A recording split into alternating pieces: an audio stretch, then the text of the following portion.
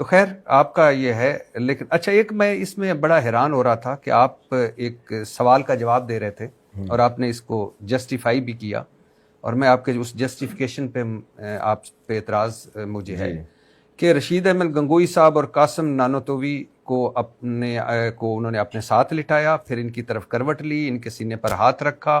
قاسم صاحب بولے او میاں لوگ کیا کہیں گے, تذکرۃ الرشید.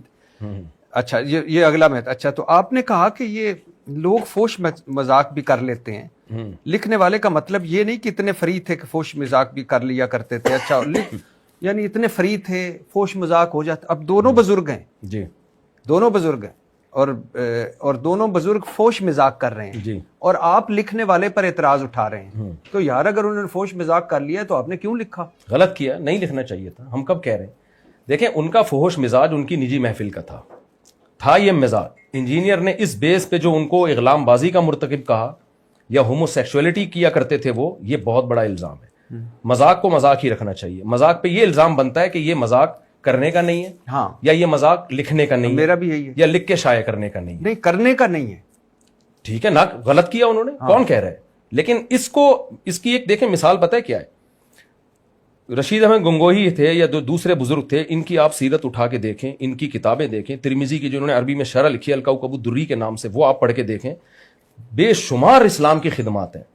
ایک شخص کسی شہر میں جاتا ہے, مولانا ابو الحسن علی ندوی نے بڑا دلچسپ واقعہ لکھا ہے. ایک شخص کسی شہر میں جاتا ہے, دیکھتا ہے وہاں خوبصورت باغات ہیں, خوبصورت چشمے ہیں, بڑے بنگلے ہیں, اور ہسپتال ہیں, اور اسکول ہیں, اور پولیس کا ایک خوبصورت نظام ہے, 20 چیزیں. 2 جگہ اسے نظر آیا گٹر کے ڈھکن نہیں ہے, گٹر ابل رہے ہیں.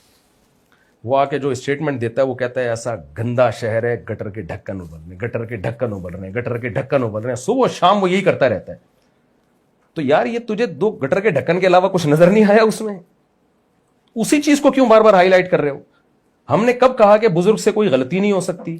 بزرگ دودھ کے دھلے ہوئے ہوتے ہیں, بزرگ فرشتے ہوتے ہیں. ہم نے خود اپنے شیخ مرشد مفتی رشید احمد صاحب کے بعض مسائل کو غلط قرار دے کے اس کے خلاف فتویٰ دیا ہے, اور بعض اعمال کو بھی ہم نے غلط قرار دیا کہ ان کا یہ ایٹیٹیوڈ جو تھا ہماری خیال میں یہ شریعت کے مطابق ٹھیک نہیں تھا.